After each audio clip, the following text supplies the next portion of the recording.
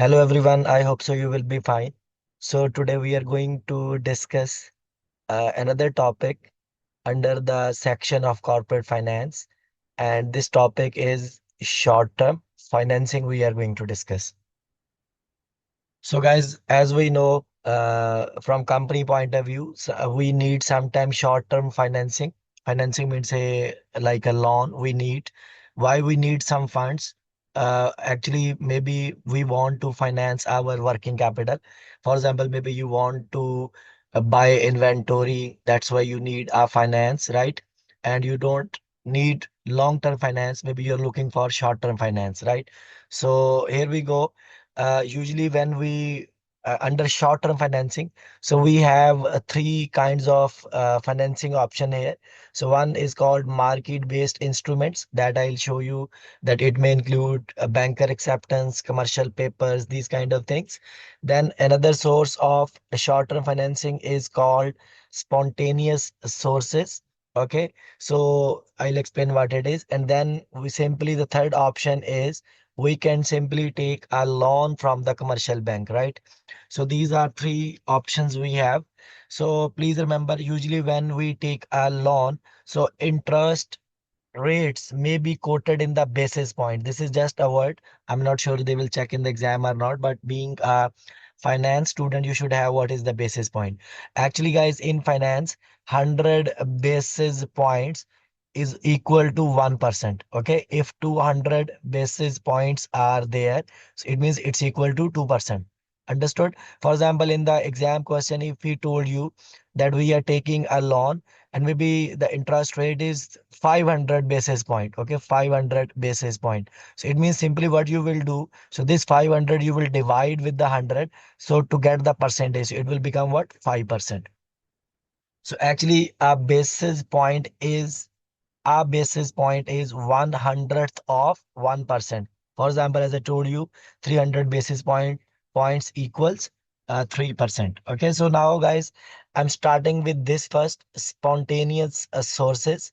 Then we'll move to the commercial banks, and at the end we will discuss what, market-based instruments. So guys, spontaneous sources. So guys, please remember here, what are the spontaneous sources?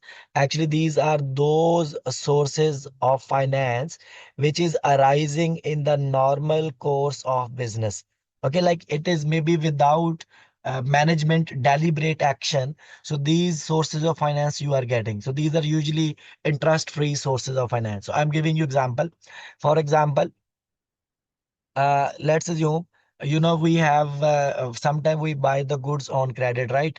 And there are some credit terms are there, right? So first I'm explaining what is the trade credit, because when we buy the goods on a credit, right? So today you are buying goods, but you will pay to the supplier maybe at a later date, right? So it means if you are buying goods today and you are going to make payment after 30 days or after 60 days or after 90 days, so it means you are getting, or you are using the finance of supplier, okay, or you are getting a source of finance which is interest free for 30 days, for 60 days, or for 90 days. Okay.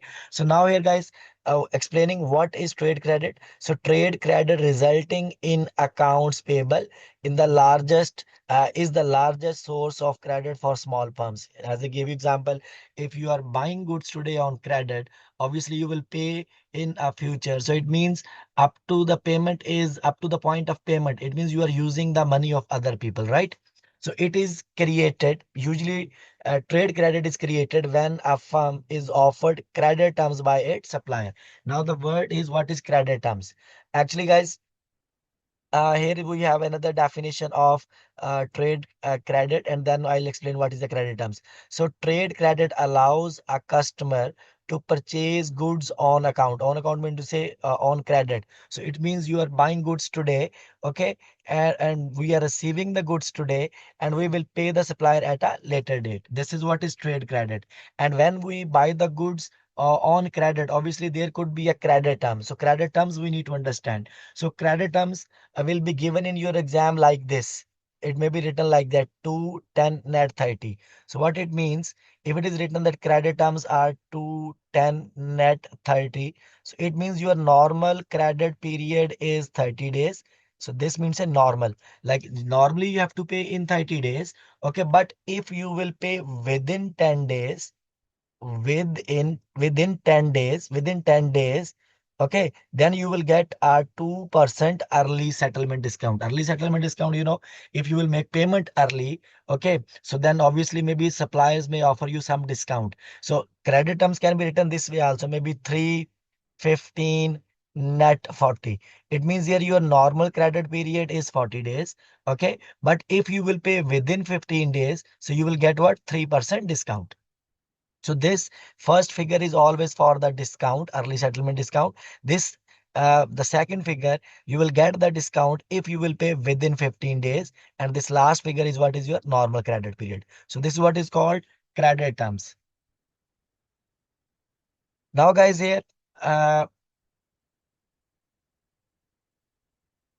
so here is an example. For example, a del, uh, vendor A deliver goods to firm B. So here A is the supplier and B is the customer at a price of 160,000 with the balance due in 30 days. It means the normal credit period is 30 days.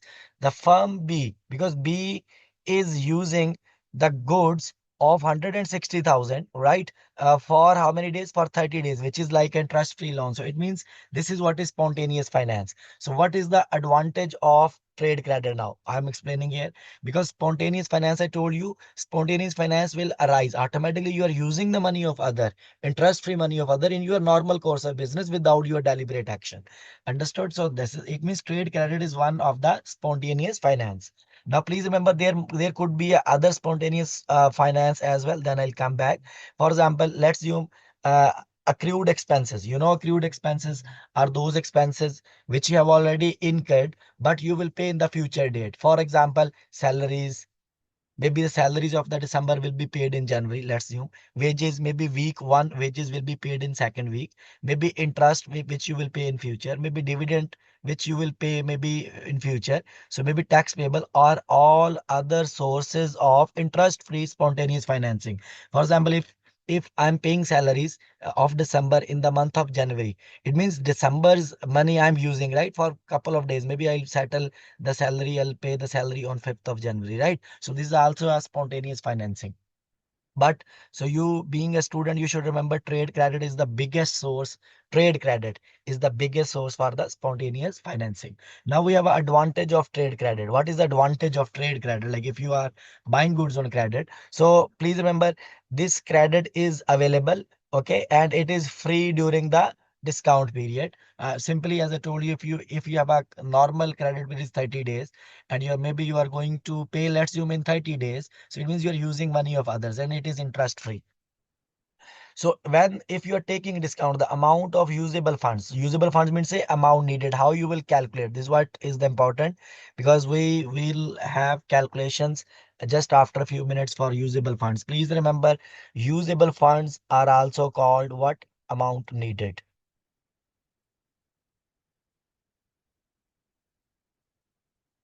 Okay, so here we go. How you will calculate usable funds are amount needed. So this is the one formula. This is the standard formula, but it may change with the information. So far you will remember this formula. How you will calculate usable fund if you have a discount. Okay, if you have a discount and you are trying to take the discount.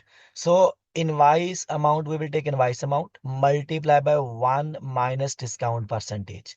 Okay, if you will apply this formula, invoice amount times 1 minus discount percentage, this will give you usable fund. So now I'm going to show you just small example here how to work with the usable funds, and then I'll explain what is the concept of usable fund with the help of example. They're saying a firm received an invoice of $120,000 with the term of 210 net 30 days. Okay, so actually our total amount payable is 120,000. So we will get 2% discount if you will pay within 10 days, but our normal credit period is 30 days. And the firm wishes to pay within the discount window. Within the discount window means say the firm is planning to pay within 10 days. So now how you will calculate usable fund? Okay, please remember, if you are trying to take a discount, so usable fund, it means you don't need to pay 100% invoiced value, right? So you have to pay only 98% of the invoiced value. The reason, because 2% is the discount. So if you will take 100% is the invoiced value minus 2% which is discount, it means you will pay what? 98%. So in that scenario, if you are wishing to take a discount, so then how you would calculate usable fund now, or amount needed which you need to settle your account? So we'll take invoiced amount is how much? 120,000. We'll write it here, 120,000. Then we will multiply with 1 minus discount percentage. So 1 stand for 100. Okay, so please remember, if you are writing exactly 2% here, full value 2% without removing the percentage sign, then you should use here 100. 100 minus 2, so it will be 98. But if you are using in the formula as 1, so then discount should be written like 0.02, because 2%, if you will remove the percentage, it will be 0.02, right? So this is just math you should know. So we have an invoiced amount of 120,000. I'm just writing it here because usable funds we are calculating. So what I'll do, I'll take here, invoiced amount is how much? 120,000 multiply by 1 minus discount percentage. Discount percentage we know it is 2%. So I'll write now 0.02, because if I'll write here 100 instead of 1, then I should write it here 2, right? But if I'm writing here 1, then I will write here the discount without percentage. Okay, so it means now if I will solve, it's 120,000 multiplied by 1 minus 0.02, it will be 0.98, right? Right. So now if you will take 120,000 multiplied by 0.98, so this will give you usable fund, which is 117,600. Okay. Now, guys, this is what I told you about spontaneous finance. Now we have one more concept. So this is what is called cost of not taking the discount, because this a formula I'm going to explain here. Like, what if you will, as a customer, if you will not take a discount, what is the annual cost to you, not a one time? So don't think this way. For example, if credit terms are 2, 10, net 30, and I'm saying that I'm choosing I'll pay in 30 days, so it means I'm not availing 2% discount, right? So I cannot say, okay, 2% is the cost of not taking discount. Actually, it is the cost of not taking discount one time only, right? So you are losing one time, but I'll explain how it will work. Okay, so but how we will calculate annual cost of not taking discount? So let me first tell you the formula, and then I'll work here. I'll then explain here. Okay, so how you will calculate annualized cost of not taking a discount? Okay, generally when your supplier is offering you discount, so we should avail the discount, right? So but if you will not avail that discount, then what is the annualized cost? Okay, annual cost of not availing the discount. So this is how it is calculated. First let me explain formula first. Okay, so cost of not taking discount is always equals discount percentage. For example, discount percentage is, let's assume, 2% minus 100% minus discount percentage, which is 2%. Okay, so this will give you actually effective cost if you will not avail discount, right? Because guys, look, I'll show you example also. For example, if your invoiced amount is 100,000, okay, this is invoiced amount, and there is a 2% discount. If you will avail the discount, it means then you don't need to pay 100,000. You need to pay only 100,000 times 98%, right? It means 98% you need to pay, 98,000, I mean to say. 98% of 100,000. So it means you have to pay 98,000. So when we calculate the cost of not taking discount, so we actually, what we do, we take a discount percentage and we divide with the 98,000. Okay, not with the 100,000. So this is what is this side of the formula. Okay, so if I'll take discount divided by 100 minus discount, it means 100 minus discount, it represents 98%. right? It represents 98%. So this will give you effective cost of not taking discount, but one time. So then you will multiply here days in a year. So which he will tell you in the question, maybe 360 days or 365 days. So he will tell you in the question. So you will use that days and then divided by total payment period. Let's assume our credit terms are 210, 210 net 30. Okay. So here I'll take total payment period. I'll take this normal period, which is 30 days, and minus discount period. Discount period is 10 days. Okay. So if I'll take 360, which is days in a year, divided by total payment period minus discount period. Actually, this side of the formula is giving you what it giving you. It giving you number of times let's assume you are not availing discount. A number of times you are not availing discount in a year. This is what in the layman language I'm saying. Okay. So now this is the cost of one-time discount and effective cost of one-time discount this side. And if you will multiply with the number of times, for example, you are not availing discount. So then it will give you annual cost, number of times you are not availing discount. Okay, in a year. So then it will give you annual cost. So this is the formula. So here we go. I'll show you example here. So first let me show you example here. For example, a vendor has delivered goods on term 210 net 30. The firm has chosen to pay on day 30. Okay, so it means you are not availing discount here, right? Because you are going to pay in your normal credit period. So the effective rate paid by not taking the discount is calculated as follows. So what was the formula? I have already told you. So let me just remove this. Now we will apply the formula here by using this information. And we are assuming here we have a 360 days in a year. Okay, so discount percentage is what? It is 2% divided by 100% minus discount percentage, which is 2%. Okay, so this one side multiply by days in a year is 360. Total payment period is 30 days minus discount period is how much? 10 days. Okay, if I will solve, so if I will solve this side first, so maybe it will give you 2.0408%. Okay, 2.0408%. It is actually the effective cost of one time. And if I'll solve this side of the formula, so this will give you what? 18 times. Okay. So now if I'll multiply, this is the cost of losing one time discount. This is the number of times you will lose a discount in a year. So this will give you analyzed cost of how much? 36.73%. Now guys, I can calculate the same result. By the way, in exam, this formula is preferable. You should use this. So if you don't want to use the percentages, so here you can also use the numeric figures here. Okay, just I'm explaining in order to understand the concept. So if you want to use numeric figures, then it will work like this. We got actually two options. Okay, first option is what? If first option is I'm just taking this data and I'm writing it here.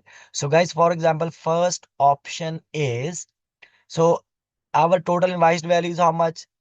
Let's assume, I'm assuming our total invoiced value. Just assume the figures here. We'll just assume the figures.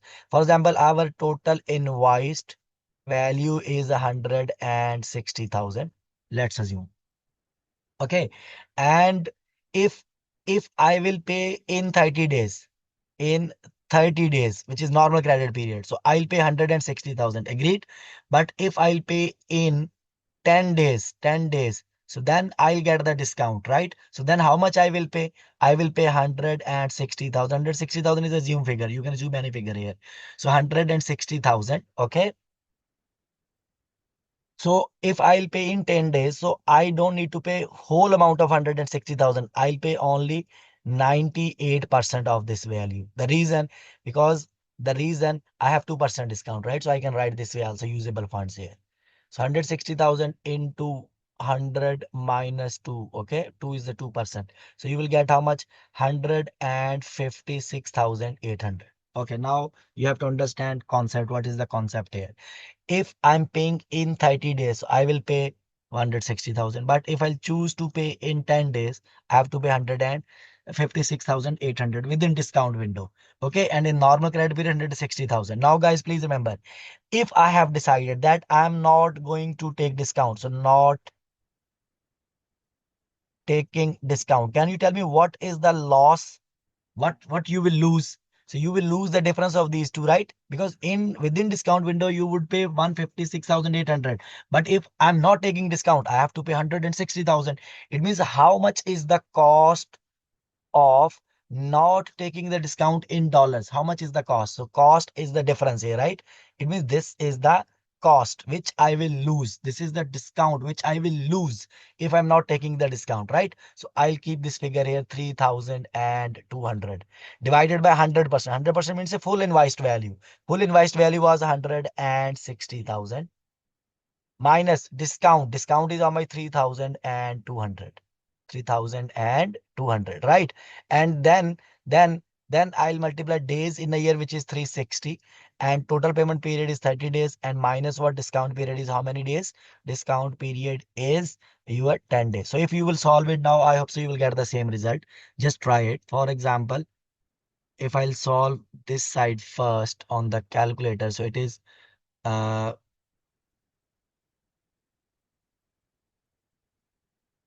the denominator will become 160,000 minus 3,200. It will become 156,800. Now numerator is 3,200 divided by denominator is 156,800. So you will get here of this side answer, you will get 0.020408. Okay, like that. And then here, if you will solve this side, it will give you 18 times. Same result. If you will multiply, you will get the same answer. Understood? I hope it is clear, right? So it means we can use dollars values also, but we can use, it's easy to use percentage. So because you will get the same result.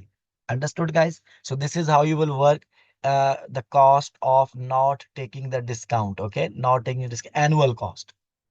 Now here, guys, please remember here. Now I'm going to explain some theoretical aspects. Okay, theoretical aspects. So I hope so you will understand it.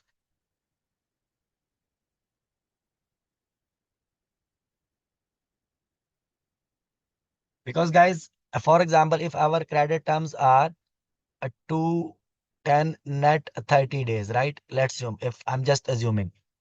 Now, if I want to take a discount, then I have to pay within 10 days. Within 10 days. It is not necessary that I have a money or I will have a money in 10 days and I will pay. Sometime what? Sometime to avail the discount, maybe I don't have a money in my cash, in my hand. So maybe I will borrow the money, right? I will borrow the money. So then on this borrowing, and I'll borrow, okay, because I don't have a money and I want to avail the discount. Maybe I will borrow the amount. I will borrow the amount for how many days? This is the question now. At For 20 days, because at the day 10 I am borrowing and I need this loan for the difference of this two period, right? On 10th day I'm borrowing. 30 days is the normal credit period, right? 30 days normal credit. It means I'm borrowing for 20 days. You are getting my point what I'm saying?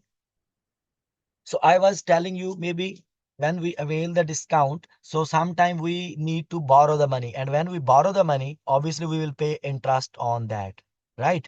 And on the other hand, if you will take the discount, so you have to calculate discount percentage, annual cost, as I told you, right? And we also need annual interest percentage. Now, please remember, if you will take the discount, so this will become your benefit and this will become your cost, right? Or if you will not take the discount, this is also your cost.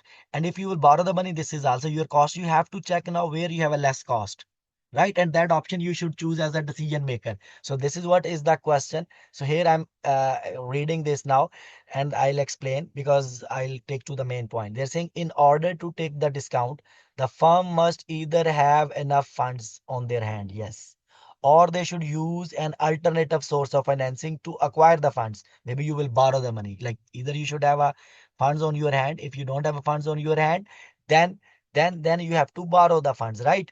Okay. You have to borrow the funds, enough funds to pay within the discount period. Now here, this means that the firm must decide, okay, given its financial capability, whether taking the discount is best course of action or not. Now you have to decide, should we take this discount or not? So in some cases, now this is the main point.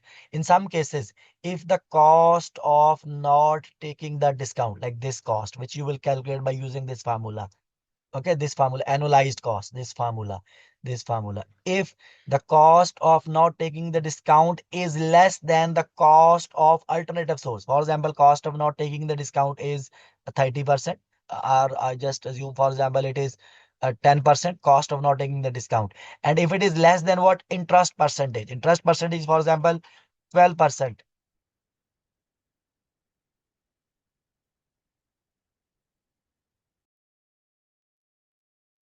If cost of not taking the discount is less than the cost of alternative source, so then what we should do? So please remember here, if the firm were to take that, in this situation, the firm should not take the discount. Okay, because cost of not taking the discount is only how much? Only is that 10%, and the cost of borrowing is 12%. So what do you think?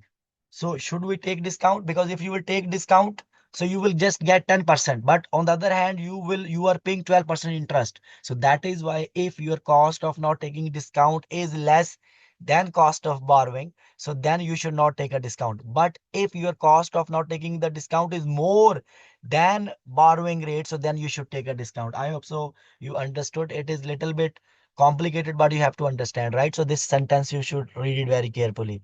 If cost of not taking discount is less than cost of alternative source, means the cost of borrowing, so then what's the decision? The firm should not take the discount. And in your exam question, he will not ask like, should we take the discount or not? So simply, if they are asking from customer point of view, so they will ask you to find out what is the annualized cost of not taking the discount.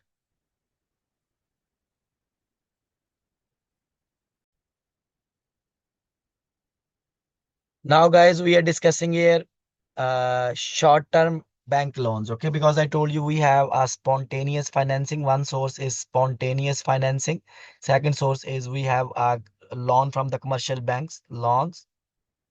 And third, we have a marketable securities, short-term securities. So I'm explaining now loan side. Okay, so here we go. I'll show you how question will be tested from this topic. Short-term loans. So guys, please remember, there are two words are there. One is called the term loan itself, and second is called the line of credit. So these words you have to understand. Okay, so loans, guys, loan mean to say simply, like for example, if I'm taking a loan, so what will happen? So obviously, once I'll sign the agreement with the bank, okay, maybe I may provide some security also, right? Some collateral also to take the loan. If I'm taking short-term loan, okay, so what will happen? So the bank will, if loan is approved, so what will happen? So the bank will transfer the lump sum amount into my bank account, right? Now the thing, if I got the money into my bank account, even I'm using that money or even I'm not using that money, right? I will pay the interest on that, right? And obviously when we are taking a loan, so bank will also inform us about our installment, that how much is the amount of installment I have to pay every month, right? Every month. And this installment will include what? The amount of obviously principal and the interest element also. But on the other hand, what is the line of credit? Line of credit, it's similar like a credit card. Okay, like as an individual, as we have credit cards. So what is how we use the credit card? So obviously, bank is always giving us a limit, right? Which we will agree with the bank. Let's assume limit is $50,000. Just assume. So now, if I will use some amount from this 50,000, okay. Normally in the credit card, I'm explaining. So if you are paying within the required period, maybe you will not pay any interest. But if you are not paying within the required period, then the interest will be there, right? Right or wrong? On unused portion, generally we don't pay any interest. So similar way, so line of credit concept is there for the business. Now I'm going to explain what is the line of credit. So line of credit is like a credit card. So here first, bank will agree a limit with the company. For example, limit is 10 million, just assume $10 million is the limit, right? Now please remember here, if we will use the portion, if any portion, if you will use out of this 10 million, there we will pay interest. And generally it is monthly interest. Okay. But If you have any unused portion, it doesn't mean you will not pay anything. So bank may charge some commitment fee on that. Okay, so this is what is the line of credit, and generally line of credit are unsecured. I'm saying it is unsecured. Maybe bank they don't need a guarantee from you, as we are getting credit cards without any generally giving asset as a guarantee. Asset means like home or land. So similar way line of credit. So on the line of credit. Okay, so it is these are unsecured. Unsecured. No collaterals are required. Now, guys, so what are the advantages of short-term loans if or short-term financing if you're using? Number one, sorry, the advantage is so the bank loans provide financing. Obviously, it will provide the finance which maybe is not available from other sources like from the trade credit, and we can use this finance maybe to buy inventory or maybe to settle our other short-term liabilities. But what are the disadvantages if you are taking a loans? So obviously it will increase the risk of insolvency, it will increase your gearing, it will increase your leverage. And what is another risk? The risk that short term loans may not be renewed, because if they are giving you so far maybe for 6 months or 1 year, maybe it will not be renewed. It's another risk. Okay, then the imposition of contractual restrictions such as compensating balance requirement. Sometimes they may impose restriction on you. For example, they are saying that they will give you loan only in one scenario if you will maintain some minimum balance in the bank account. For example, maybe 10,000 or $20,000. So these kind of restrictions might also be there. So I have already told you what is the term loan. Okay, and I have already also told you the line of credit. Okay, so please remember, if you are using a line of credit, what is the advantage? Line of credit. Okay, so the advantage is it is unsecured loan, as I told you. So these words you have to remember because it may be tested in the question. They may ask you the line of credit is secured or unsecured. So these are unsecured loan, right? So the loan, one for which no collateral means a security is required. So it is also self-liquidating. How? Because maybe I'm using the money from the line of credit to buy the inventory. And once I will sell the inventory, I'll get the money back and I'll return the money, or I'll deposit the money into line of credit account. Understood? So this is what is self-liquidating. Self-liquidating. Like you are buying, you are using the line of credit to buy an inventory. Once you will sell the inventory, you can take that cash to settle the line of credit. So this is what is self-liquidating. And what is the disadvantage? So disadvantage is that maybe it may not be renewed because it is unsecured, right or wrong. So sometime another disadvantage is sometime your bank may require the borrower to clean up its debt. Clean up its debt means, say, maybe out of 10 million you have used, for example, 4 millions. Maybe bank is asking you to settle the 4 million. Okay, you have to clean the debt, all the outstanding debt you have to pay. Maybe you have to pay at least for 1 or 2 months in a year, right? So that is what you have to settle actually the whole amount in one, maybe for 1 or 2 months in a year. So this is what is the another disadvantage. Okay. Then we have another word, line of credit. Generally, I told you there is another word, revolving line of credit. Revolving line of credit is what? It allows the borrower to continuously pay off and re-borrow from the line of credit. Okay. So for example, if your limit is 10 million, so you can use and you can repay again, you can use. So continuously you can do it. Continuously. This is revolving line of credit. Okay, revolving.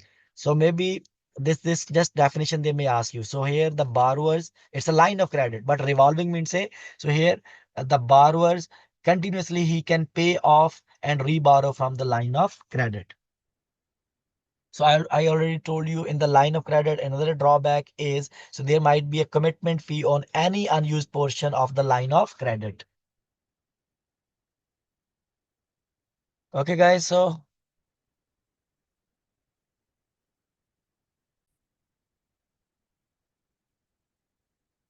now, guys, we have a small example, and at the end, I'll show you exam standard questions. So here we go. For example, a company F has the revolving line of credit with a commercial bank. Okay. So the arrangement is for 10 million with the interest payable monthly. So you have to pay interest monthly on the amount utilized and an annual interest rate of 6%. Please remember this is the annual rate. annual rate, okay, 6%, but you will pay interest monthly on a used portion. Then they're saying the annual commitment fee is 1% and is computed and paid again monthly on unused portion. So we have a 1% commitment fee on unused portion as well, and it is also paid monthly. So company expect, let's say this is the data, expects the following average amount to be borrowed by quarter. Like this is the quarterly information. For example, in the first quarter, because we have a total 10 million, right? So in the first quarter, so we have used 600,000 out of 6 million out of 10 million. Then in the second quarter, we have used 8 million out of 10 million. In third quarter, we have used 10 million whole value. In fourth quarter, we have used 4 million out of 10 million. So now how you will calculate the interest, which is 6% per year, and commitment fee, which is 1%. Understood, per year. So here we go, because here data is quarterly. So it means we can convert that percentages into quarter also. 6% interest is there. This is per annum interest, and we have 4 quarters in the year. So if I divide, I'll get 1.25% interest on used portion. Used portion. So then we have a commitment fee 1% per year, per annum 1%. If I divide with the 4 quarter, it will be 0.25%. Okay, uh, per quarter. This is per quarter. Now, so how you will calculate the interest and commitment fee according to this data? So guys, we'll write it here: first quarter, then second quarter, third quarter, and the fourth quarter. So we have here used portion. How much is 6 million? Because in the first quarter we use 6 million, and out of 10, it means we have an unused portion. Then how much? 4 million in the first quarter. In the second quarter, what happened? We have used 8 million. So we have a used portion of 8 million. And then it means out of 10, if I've used 8, so I have a unused portion of 2 million. Then in the third quarter, I'm just writing first used portion and unused portion. Then in the third quarter, we have used 10 million. Okay, so we have used 10 million. So we have unused portion 0. In the fourth quarter, we have used 4 million. It means we have unused portion how much? 6 million. Okay. So now, guys, how would you calculate interest and commitment fee? Obviously, on the used portion, I'll take quarterly interest of 1.5%. Okay, 1.5, 1.5, 1.5. So I'll get interest expense of 90,000 in the first quarter. In second quarter 120,000. In third quarter 150,000. In fourth quarter 60,000. And then commitment fee, if I'll multiply unused amount multiplied by commitment fee percentages. So I'll get 10,000 in the first quarter, 5,000 in the second quarter, because period is 0.25%. Third quarter 0, fourth quarter 15,000. Understood? I'll show you exam standard question, guys. Just wait. So how it will work. So I have explained here what is line of credit, like a credit card, okay, and the long term. Now, guys, it continues. Now, generally, we are discussing here effective interest rate on the loan. Effective rate, for example, let me give you example here and then I'll explain. So guys, for example, maybe you are taking a loan and bank is quoting that there is a 6% rate of interest, which is called stated rate. So what is the stated rate? Stated rate means the rate of interest which is mentioned in the loan agreement. But then you will calculate the effective rate, what actually you are paying. So effective rate could be more than 6%. That I'll tell you in which scenario it can be more than 6%, or in which scenario it will be equal to the stated rate. So simply you have to remember two words here. Stated rate means the rate of interest which is quoted in the loan agreement, and the effective rate is the rate of interest which actually you are paying. And sometime effective rate may be equal or may be greater than the stated rate. Okay, but it will never be less than the stated rate. So that this is what we are going to study. So here I'm going to explain here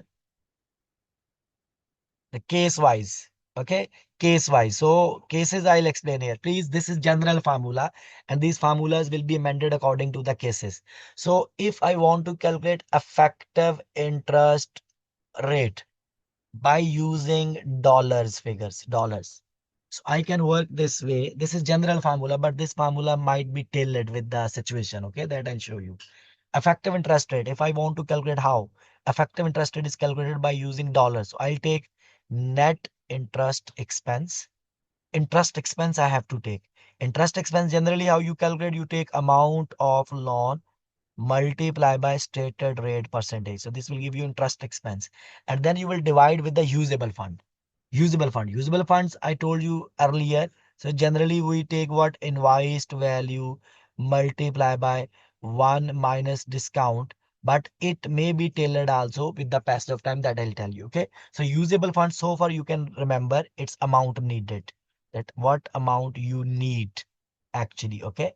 Amount needed. So if I'll take net interest expense as a numerator and amount needed or usable funds as a denominator and multiply with the 100, so I'll get the effective interest rate.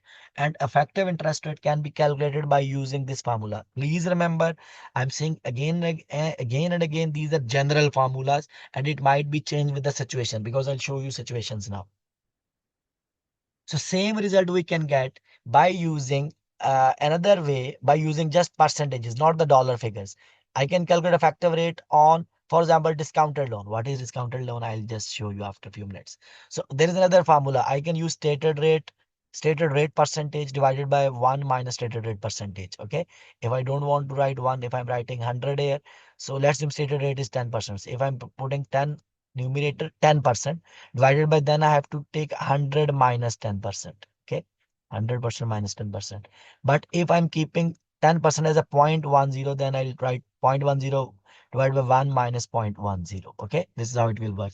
So this is the formula to calculate the effective rate. Now I'm just showing you one small example, and then these formulas might be tailored with the different information. So I'll show you that. Don't worry. So far, just I told you, we have two versions. We can use dollars figures also. We can use percentages also to calculate the effective rate. So the effective rate on a loan is calculated without using dollar amount. Dollar amount means I'm using percentages. For example, I'm assuming here stated rate is 8%. So how effective rate will be calculated? This formula I'll apply now. I'll take stated rate, which is 8%. Okay. Divided by 100 minus stated rate. 100 minus stated rate. 100 minus stated rate. 8%.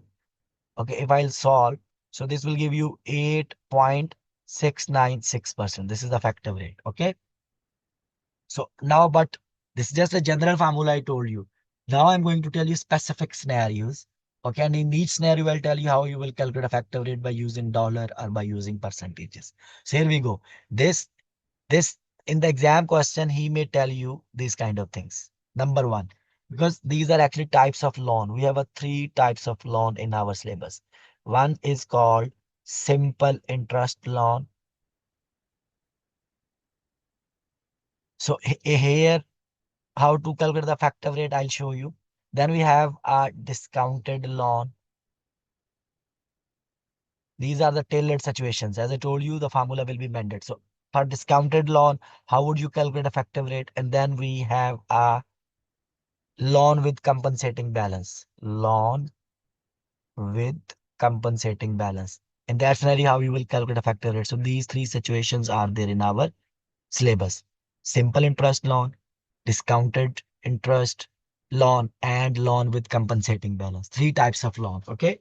Three types of loans. So first I'm going to tell you what is the simple first loan. What is the simple interest loan? First understand the concept and then we will see how the effective rate is calculated. Actually, simple interest loan is one in which the interest is paid at the end of the loan term. For example, I have taken a loan. Today I have taken a loan of 100,000. Okay. And at the rate of 10% interest, stated rate is 10%. Okay. So, but this interest I'm not paying today, or I'll not pay within the year. I'll pay at the end of the year, at the end of the long term actually. Let's say if this loan is for 1 year. So at the end of 1 year, I'll pay the principal value plus interest I will pay together. So this is what is called simple interest loan. Okay. You are not paying interest in advance. No. Okay, so you would pay interest, okay, at the end of the loan period only. Okay, so this is simple interest loan. So please remember, in simple interest loan, your stated rate will be equal to the effective rate, or your effective rate will be equal to the stated rate. So effective rate will not be more than stated rate, okay? Because you are taking 100% loan today. So let me give you example here. So here, first of all, first thing, how would you calculate interest expense? I told you for effective rate, two formulas. For effective rate, two formulas, by using dollar, by using percentage. If I'm using dollar, so I'll take interest expense divided by usable fund, divided by usable fund. But if I'm using percentages, I'll take stated rate divided by 1 minus stated rate, percentages. Okay. So this is percentages. So first, how would you calculate interest expense? Interest expense is always calculated this way. Loan amount of loan I want, multiply by stated rate. This will give you interest expense. So this will be the numerator here. Okay. And divided by usable funds. And then, okay, let's have a look with the help of example. For example, the firm's bank will lend the firm $120,000 for 1 year at a nominal annual rate of 6%. This is the stated rate, okay? Stated rate. Due at the end of the long term. This interest is due at the end of long term. It means it is a simple interest, right? It's a loan with the simple interest, or it's a simply, what was the proper wording? It is simple interest loan, okay? Simple interest loan. So now I told you already, under simple interest loan, effective rate will be equal to the stated rate only, okay? So now, first of all, let's assume if you want to calculate effective rate, first you are calculating interest expense. Interest expense, how would you calculate? Loan amount times stated rate. Loan amount is how much? 120,000. And stated rate is how much? 6% per year. So this is the interest expense. Now you can calculate the effective rate. Okay, by using this formula, interest expense divided by usable fund. Interest expense is 7,200 and usable funds here is the loan amount of loan. Okay, amount of loan here, because we are not availing any discount or etc. So only the loan amount is your usable fund. Then, okay, once you will take net interest expense divided by usable fund, this will give you effective rate. So for example, 7,200 divided by 120,000 and multiply by 100. So you will get 6%. So stated rate was 6, effective rate is also 6. So please note, under simple interest loan, so stated rate will be equal to the effective rate, or effective rate will be equal to the stated rate. But we have now another type of loan which is called discounted loan. Do you remember I told you three types of loan? Simple interest loan, in which interest is paid at the end of loan period. And now I'm talking about discounted loan. So what is discounted loan? Here actually, guys, please remember, in discounted loan, here we will pay the interest at the beginning of the loan term. For example, I'm just assuming, for example, the loan amount is 100,000. Okay. And just I'm assuming 100,000. Okay. And I'm saying that interest is 10,000. Okay. It means usable fund, because this interest will be paid in advance. Okay. From the loan amount, it means usable fund, which I am finally getting, that is 90,000. Right or wrong? So this is usable funds, 90,000. Because now in the exam question, for example, he would tell you this way. He would tell you the company need 90,000. It means usable fund. Okay. And interest is 10%, for example. Interest is 10%, just assume. So amount you have to raise as a loan then. It means you should raise amount of loan, sufficient amount, which should cover interest and your desired amount also. Right or wrong? So this is what is the discounted loan. Like in simple word.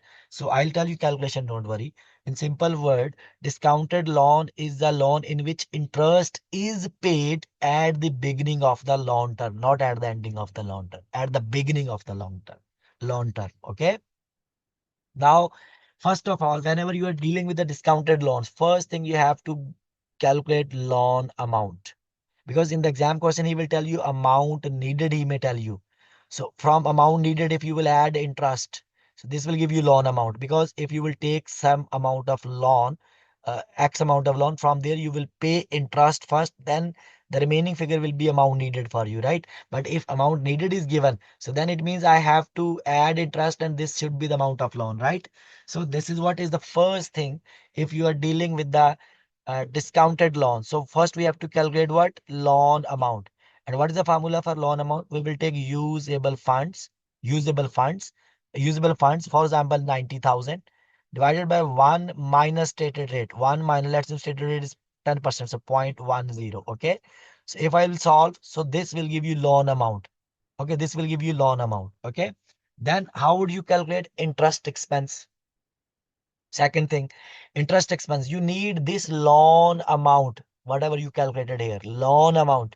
Then multiply by stated rate. This will give you interest expense, and then you can work with the effective rate formula, right? And effective rate formula, I told you two formulas.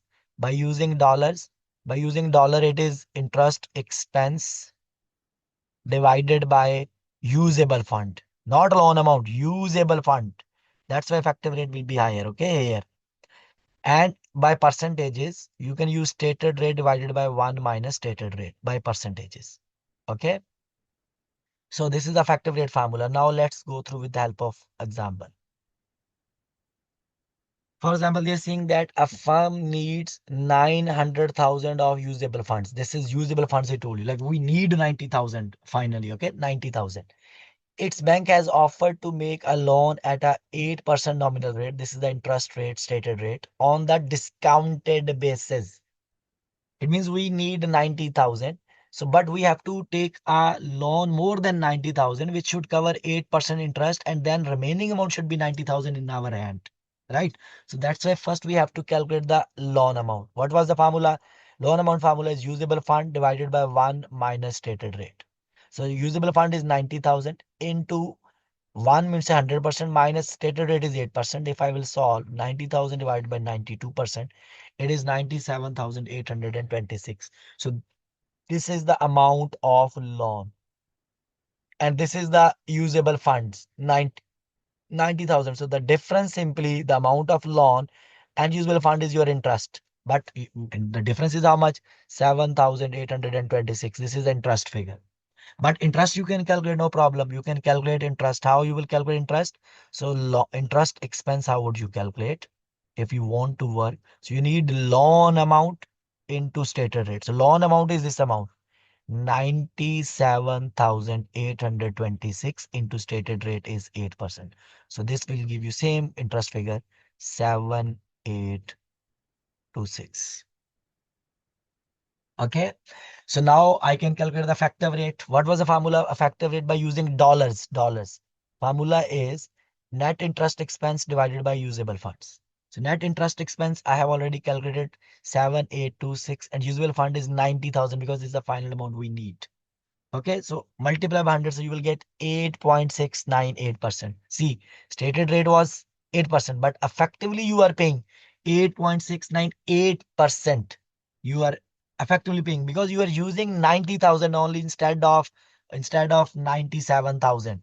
So you're using only 90,000 because you took the loan of 97, but you paid interest. Finally, you are using 90,000. So your denominator is your usable fund. That is why effective rate will be more.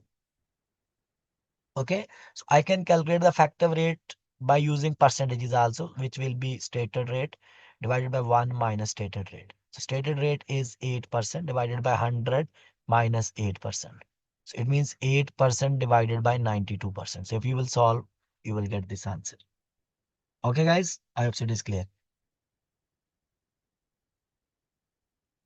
Now, guys, we have here third types of loan. First, I told you simple interest loan. Like say in simple interest loan, we were paying interest at the end of loan term. Then I told you discounted loan where we were paying interest at the beginning of the loan term. Now we have a loans with the compensating balances. What is compensating balance? Compensating balance means, say for example, let's assume you need 90,000 need usable fund need finally you need 90,000 and bank told you 10,000 you have to keep as a minimum balance in your bank account, minimum balance. It means at least your loan amount should be how much? 100,000. Means you have to raise 100,000. Out of that 10,000 you will keep in the bank which is minimum balance. This is called compensating balance. And remaining amount 90,000 you can use. This is needed amount. Okay. So this is what is loan with compensating balance. Like sometimes we are taking loan and we have to maintain a compensating balance during the term of a financing agreement. Understood? So here, how would you calculate loan amount first? So loan amount, how it is calculated? You will take usable funds divided by 1 minus compensating balance percentage. Okay. Usable funds divided by 1 minus compensating balance percentage. So loan amount. Here don't take 1 minus stated rate. No, no, no. So usable funds divided by 1 minus compensating balance percentage. So this will give you loan amount. Then effective rate, how you will calculate? Stated rate. This is the percentage formula. Stated rate percentage divided by 1 minus compensating balance percentage. Understood? 1 minus compensating balance percentage. So if it is a compensating balance, okay. So now please, here we go. Let's have a look with the help of example. We are saying a firm has received an invoice for $120,000. Please, now it's really important question here. We received invoice of 120 with the term. So here discount is also there. Discount. Okay. With the term 210 net 30 days. So 2% discount is there. If you will pay within 10 days, normal credit period is 30 days. The firm's bank will lend it to the necessary amount for 30 days at a nominal annual rate of 6% with the compensating balance 10%. So this is the stated rate. This is the compensating balance percentage. Now loan amount. How you would calculate loan amount? Please guys, invoiced value is 120,000. And I'm assuming we are availing the discount here. Okay, this is the assumption here. I'm availing. So invoiced value is 120,000. So it means I I need 98% of this invoiced value. Okay, 98%. Because why? I'm availing discount. If I'm not availing discount, so then I need 120,000 if I want to pay in 30 days. But if I want to pay in 10 days, I need 98% of this value. So 98% will be how much? 117,600. This is just a usable fund in case we are taking discount. Okay. So now guys, so then what they're telling you here, we have to calculate first of all loan amount. What's the formula? Usable fund. So usable fund I have calculated here with the assumption we are availing discount. So usable fund, how you got 120,000 into 98%, which is calculated here also. It is 117,600. Then one divided by 1 minus compensating balance percentage. Please don't forget, I'm just applying simple this formula. This formula. Okay. 1 divided by compensating balance percentage. So 1 means 100% minus compensating balance is 10%. So if I'll solve this, it is 90%. So it means 117,600 divided by 90%. So this is going to give you loan amount. Loan amount. Understood? So we got a loan amount. Now what we have to calculate? Now we have to calculate the effective rate. Effective rate, how we can calculate? So effective rate, I can apply this dollar formula also. Net interest expense divided by usable funds. And usable funds we have calculated here. 117,600 because we are availing discount. And interest expense, how you will calculate? For interest expense, I told you we will take loan amount into stated rate. And loan amount we calculated here.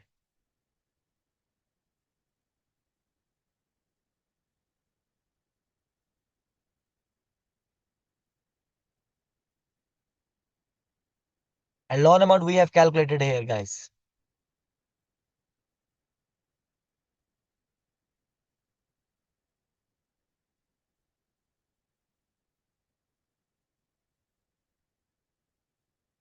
So loan amount, how much is the loan amount we have calculated here?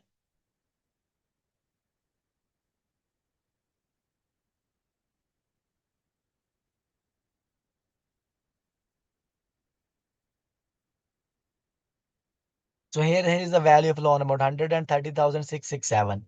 136,667 into stated rate is how much percentage? Stated rate is 6% is given in the question here. Okay, so this will give you interest expense of 7,840. Okay, and divided by usable fund, which is 117,600. So this will give you effective rate. So this effective rate is how much? 6.667%. This I can calculate by using other way by using percentages. How? Effective rate equals stated rate divided by 1 minus compensating balance percentage. Don't worry, I'm just using this formula with percentages. Stated rate divided by 1 minus compensating balance percentage. So stated rate is 6% divided by 100 minus 10% is compensating balance. So 6 divided by 90, I'll get 6.667. Okay. So guys, please remember sometime. So I told you three types of loan, right? Simple interest loan, discounted loan, compensating balance. But sometime he may ask you to calculate effective rate if you have a discounted loan. Discounted loan, do you remember like where we pay interest in advance? If you have a discounted loan with compensating balance, in that scenario, how would you calculate effective rate? So just you will use this formula. If you have a discounted loan with compensating balance, then you have to pay interest in advance also, plus you have to uh, maintain some minimum amount in your bank account as well. So in that scenario, how effective rate is calculated? You will take stated rate divided by 1 minus stated rate minus compensating balance percentage. Okay, just this is the additional thing now. Stated rate also included here with compensating balance. So stated rate divided by 1 minus stated rate minus compensating balance percentage. Understood? Do you remember effective rate under discounted loan? How we calculated in percentages? We were using stated rate divided by 1 minus stated rate. Then effective rate with compensating balance, how you calculated? Stated rate divided by 1 minus compensating balance percentage. Now you are merging these two. So how it will become? Stated rate as a numerator. Denominator is 1, which is common in both. And minus stated rate percentage 1 and compensating balance percentage another. So this is the formula if you have a discounted loan with compensating balance requirement. Understood? So now guys, this is what is the short-term financing. So we are done with the spontaneous financing. We are also done with the loans from the commercial banks. Now we are going to discuss about market-based instruments. So guys, here we have our two main instruments which I'll discuss first. So that one is called banker's acceptance. Okay, this is one instrument. Okay, what is banker acceptance? Actually, it could be a source of short-term financing. I'll explain how. So guys, please remember, let's have a look. Because this story is really important to understand how banker acceptance is work. Okay, how it is working. So guys, for example, usually this banker acceptance we use in international credit purchases, in international credit transactions. For example, let's assume Mr. A is buying goods from Mr. B. Let's assume, okay, A is buying goods from B. Okay, now B is the seller here, obviously, of the goods, and A is the customer. So what happening? So if B will deliver goods in advance, maybe A will not pay. Or if maybe A will deliver the goods to B, maybe if A will pay the cash advance to the B, maybe B will not deliver the goods. So both is having risk. Now here, what A can do? Customer can go to his bank and he can ask for the guarantee of his bank. Okay, for example, bank is Emirates NBD. So Emirates NBD bank can give the guarantee to B that the bank will make the payment of B. Okay, so actually this is work. This is like a banker acceptance. Now here we go. Let's how it works. I'm going to explain step by step. Number one, how it is created. A company, the buyer, needs to pay for goods or services in the future. Yes, because maybe you have to make payment after 3 months or 4 months. Okay, to the company B. So now the seller is the company B. To reduce risk may require a guarantee from the bank. B saying that the seller is saying that he will deliver the goods, but he need a guarantee from the bank that I'll get the payment. Okay, then bank involvement. How bank will involve the buyer. Buyer was company A arranges for the bank to guarantee that payment will be made on specific future date, maybe after 30 days, 60 days, and 90 days. So buyer is requesting the bank, please give me the guarantee. Okay, then what? It's not just only buyer is requesting. So buyer may deposit some money into bank account. Okay, may deposit some money into bank account. Okay, and on that draft, bank will sign or stamp So this is how bank will accept. So this is what is the next point, acceptance. The bank accept the obligation to pay the seller. Bank is taking responsibility. Yes, I will pay on behalf of the buyer by stamping the acceptance on the draft. Okay. The BA, banker acceptance, becomes a negotiable instrument also. Now look, this, see, the A will pay to B after 3 months. After 3 months. Okay. And bank has given the guarantee. Now this banker acceptance draft, banker acceptance certificate is with the B. But if B will wait from A only, so he has to wait 3 months, right? Then he can contact the bank and he can take the money. But for example, assume B need a money now. Now what he can do? So this banker acceptance certificate he can sell to other person. So he can sell this banker acceptance. He can sell to other person. For example, banker acceptance value is 100. So he may sell this to other person, to other investors, maybe for $90 only. Now look at here. Please listen me what I'm saying. So it means when if B will sell to the other add for $90, but face value is $100. So it means here B will get money today, right? And B can use this money for his business. Now, what is the benefit to the other investor? So he is investing today 90, but after 3 months, he can take the money from the bank. How much? $100. So 10 he can earn. Okay, $10 he can earn. Right or wrong as a profit. And what is the benefit to the bank? Bank will charge obviously fee for this arrangement. Understood? This is the benefit to the bank. So that is why these instruments is tradable. As I told you, B can sell to other person also if he need money today, but B will sell at discount. So that is why these are negotiable instruments. So these are tradable instruments, and these instruments can be traded in the money market. Understood, guys? So this is what I have already told you. So this discount I told you, okay, I have already explained this concept completely now. Now we have another thing, commercial paper. Please remember first thing, commercial paper is a short-term unsecured debt. Which debt? Unsecured debt. Unsecured.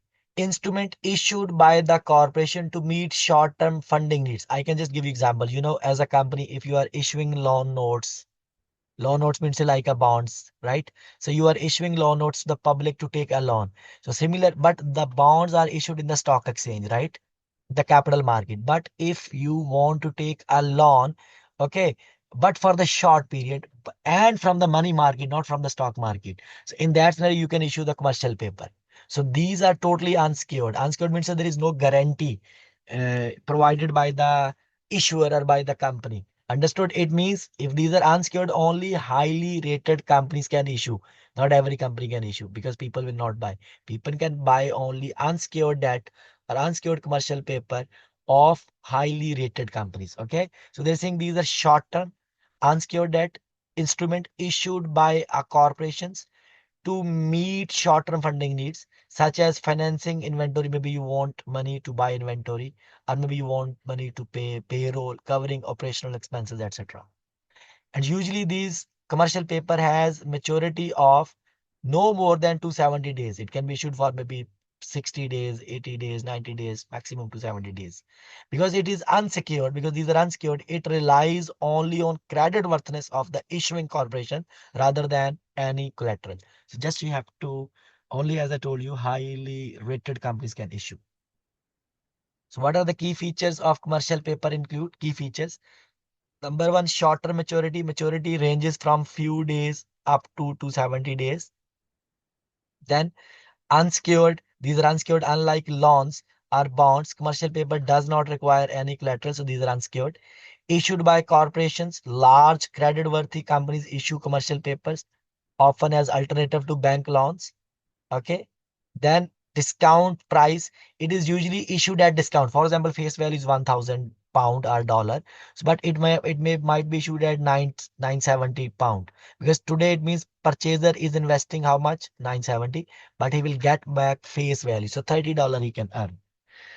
This is what is discount price. So low cost of borrowing. It typically offers lower interest rates compared to the other forms of short-term borrowings. It has lower interest. Now, guys, please remember here, this is just a formula in case if they will test in the question.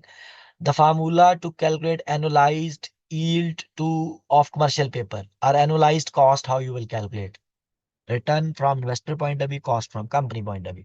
So this is a formula. Face value, for example, purchase price is $980 and purchase price and face value is $1,000. So we'll take here face value $1,000 minus purchase price is $980 divided by purchase price $980. In certain textbook, here it is written instead of purchase price, net proceed is written. Okay. So multiply by 360 divided by 360 is days in a year divided by days to maturity. Maybe it is issued for 90 days or maybe for 180 days. So that is days to maturity. This will give you annualized yield.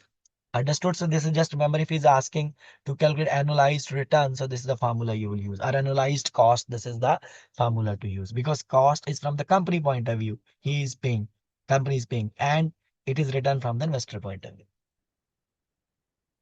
Then guys, please remember here, we have some secured financing also. Obviously, we can take a loans which are secured. Commercial papers are unsecured, right? But secured loans are also there. For example, under factoring you studied in the part one. So we can take a loan against our receivables. So it means the receivables might be, receivables are the collaterals, right? We can take a loan. Then there is a chattel mortgage. Chattel mortgage, again, it's a mortgage means again secured. So it is a loan secured by personal property. What is personal property? Any property which is movable, such as equipment or livestock. So you are taking loan against the personal property, that is chattel mortgage. Okay, then floating lien is a loan secured by property such as inventory. Okay, floating lien. Why it is floating? Because inventory today I'm taking loan against inventory, right? But I will keep selling inventory also. So inventory balances can go up or go down also. So that's why it's called floating lien. So floating lien is a loan secured by property such as inventory. Okay. Now, guys, I'm just going to give you example. Question. Let's do the questions here. Let's start from here. I'm starting first from this question. Last question. I'm going to start from here. Then I'll go back. They're saying the following form of short-term borrowing are available to the firm. So lien, floating lien. So here inventory is your security, right? Factoring here receivable is you are providing as a security. Revolving credit, this is unsecured, right? I told you line of credit are unsecured, right? Unsecured. Then chattel mortgage, it is secured. Like inventory or livestock, you can provide the security. Banker acceptance, then banker acceptance. Then we have a line of credit is unsecured also. And commercial paper, we also have unsecured. So banker acceptance is secured. Okay. Now, guys, what is the question? The form of short-term borrowing that are unsecured credit are. So what are the unsecured credit? Unsecured. The banker acceptance, I believe also it is unsecured. So here we go. So options you have to pick.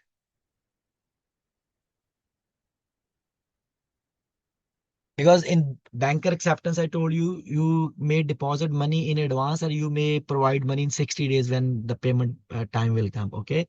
So this kind of arrangement is there. So here we go. We have to tell now which is the unsecured credits. Number one, floating lien. No, it's lien. Floating means inventory. So it's a secured. So you have to tell unsecured.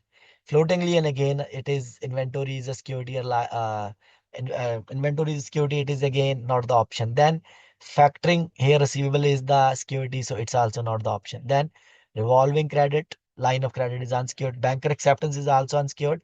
Line of credit is also unsecured. Commercial paper also unsecured. So this is the option actually. So these are unsecured credits.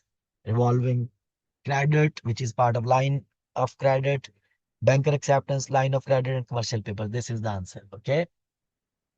Going back to another question. So we have a question. They are saying that please read the question very carefully. They're saying Morton Company.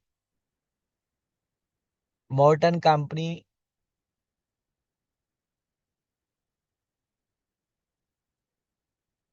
Okay. So Morton Company needs to pay a supplier invoice of 50,000. This is the invoice value and wants to take a cash discount of 210 net 40. So they want to take cash discount, okay, early settlement discount. The firm can borrow money for 30 days. at 12% per annum. Why for 30 days only? So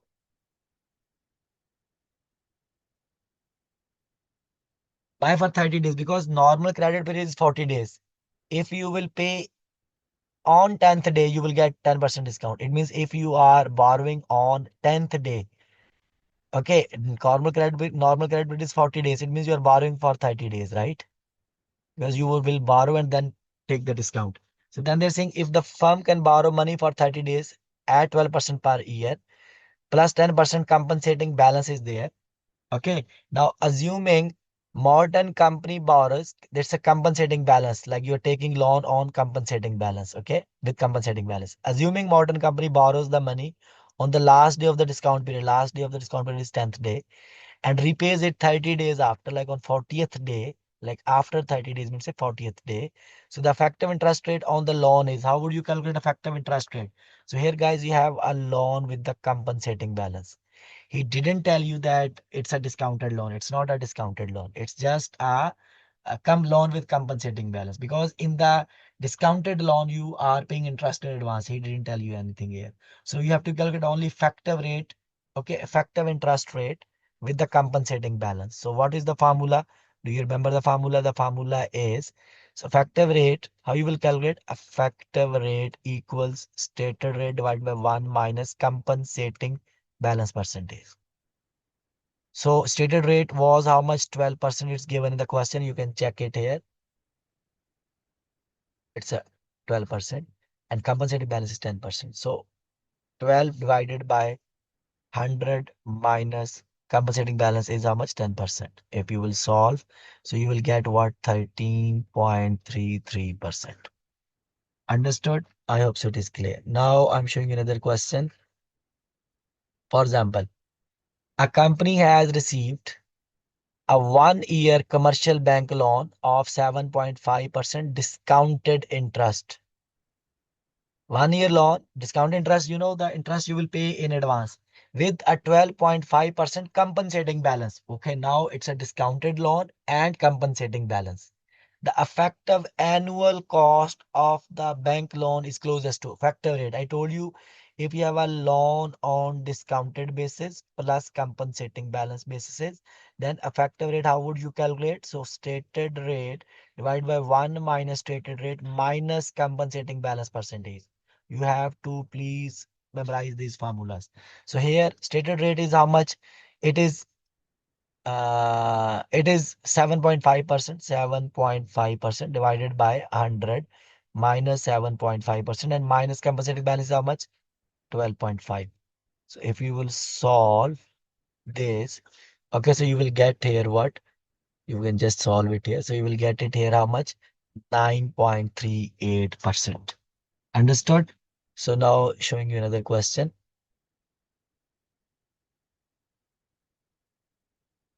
Okay. Now guys, they're saying Morton company needs to pay supplier invoice of how much? 50,000, and wants to take a cash discount of 210 and net 40. I believe we discussed this question, right? This question we discussed, I believe. Yes. No, this question is a little bit of different style. So here we go. They're saying Morton company needs to pay supplier invoice of how much? 50,000, and wants to take a cash discount of 210 and net 40. It means you will get 2% discount if you will pay within 10 days. Firm can borrow money for 30 days at 12% plus 10% compensating balance. Okay. Compensating balance is there. The amount Morton company must borrow, it means to pay the supplier with the discount period and cover the compensating balance is, you have to calculate now. Amount must borrow, it means you have to calculate loan value, right? So the loan value which will cover the loan value, okay, to cover the compensating balance, and you want to pay within discount period also. So how it will be calculated here? So here we go. So here we go, guys. Please remember here. So total borrowing, you have to calculate loan amount. So total borrowing means a loan amount. Okay, so we will take amount needed. Amount needed first. We'll divide it by with the 1 minus compensating balance percentage. And please remember here you are taking discount. You know, amount needed means say usable funds. Amount needed, how you will calculate? you need invoiced value into, because you want to build discount into 100 minus discount percentage. This will be the amount needed. So invoiced value is 50,000 into 100 divide minus discount percentage, which is 2%. If you will solve 100 minus 2, it's 98%, right? 98% of 50,000. It means amount needed is how much? 49,000. Okay. Plus you have now compensating balance also. So what you will do? So compensating balance also. Now you will amount needed is 49,000 divided by 1, amount needed divided by 1 minus compensating balance percentage. So 1 is 100%, compensating balance percent is 10%, the question is given. So 100 minus 10 is 90%. So you will get amount of loan. Okay. 54,444. Understood, guys? I hope it is clear, right? Now you have another question here. Last question I'm discussing, similar kind of questions might be there. So please remember, they're saying a manufacturer needs 100 million loan for 1 year. 100 million loan for 1 year. The manufacturer's bank has presented two alternative options to you for 100 million. Okay. Option number one, you can take loan with the stated interest rate of 10.25%. They're saying stated rate is 10.25%. No compensating balance is required. Like you don't need to keep any balance in your bank account. This first thing. Okay. Second option is what? The loan with the stated interest rate of 10%. They are saying second is 10% is the stated rate, but non-interest bearing compensating balance required. They're saying if you want a loan without compensating balance, then 10.25% is interest. If you want a loan with compensating balance requirement, then interest rate is 10%. So these are two options. Now, which of the following compensating balance? He's asking about compensating balance in dollar. Withheld from the loan proceed. Question is important. This requirement is important to understand. Which of the following compensating balance withheld from the loan proceed would result in option number two? This is second option. Having an effective interest rate equal to 10.25%. Actually, what is the question? They are saying what should be the compensating balance? What should be the compensating balance? Amount of compensating balance. What should be the amount of compensating balance? That will equate two things. That will equate two things. What? Thus, that will equate two things. What? Effective rate, effective rate under option two.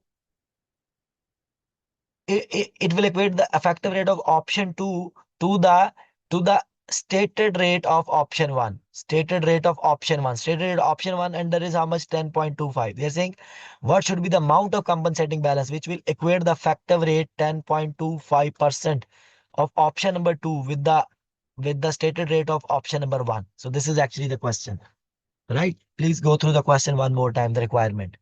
So they're saying what which of the following compensating balances withheld from the loan proceed would result in option number 2, an effective interest rate equal to the 10.2% rate in option number 1, because in option number 1 rate is 10.2%. They're saying which compensating balance will equate the effective rate of option 2 to the stated rate of option 1. This is the question.